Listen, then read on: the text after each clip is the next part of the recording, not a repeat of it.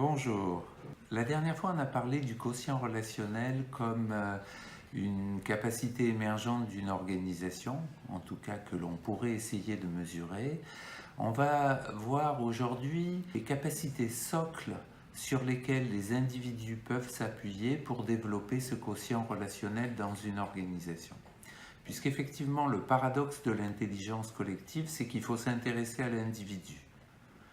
Une organisation, finalement, n'est qu'un ensemble de boucles interactionnelles entre les acteurs.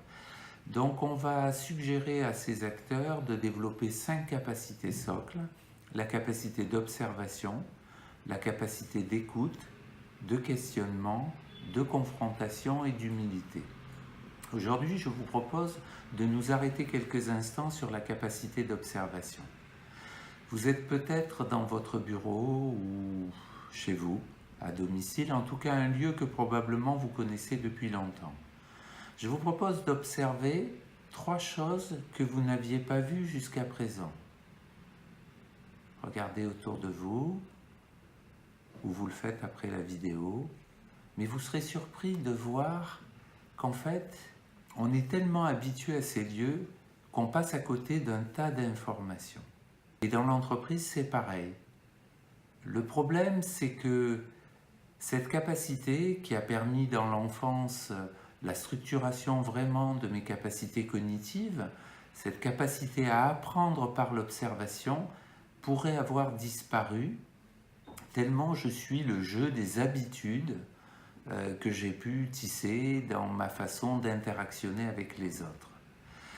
J'ai découvert cette capacité d'observation en pratiquant la peinture, en fait. J'étais à ma première leçon et ma prof de peinture m'a proposé de dessiner la pomme qu'il y avait devant moi. Et je me suis vu dessiner les contours, avoir une approche conceptuelle de l'objet que j'avais devant moi. Et ça m'a fait sourire parce que je me suis aperçu qu'en fait, j'avais complètement zappé ma capacité d'observation. Parce qu'en fait, une pomme, quand vous la regardez, c'est un jeu d'ombre et de lumière. Ce n'est pas un contour.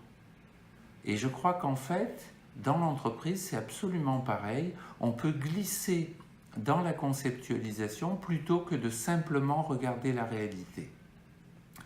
Pour ceux qui connaissent le Lean Management, Toyota, qui est devenu quand même le premier constructeur automobile, au début, a proposé le long des chaînes de fabrication une corde que chaque ouvrier sur la chaîne pouvait tirer s'il observait quelque chose de pas tout à fait normal.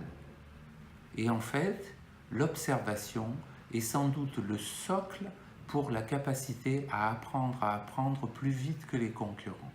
Nous prendrons le temps, dans les semaines qui viennent, de parler des autres capacités nécessaires à l'émergence de l'intelligence collective dans les organisations. Merci, à bientôt.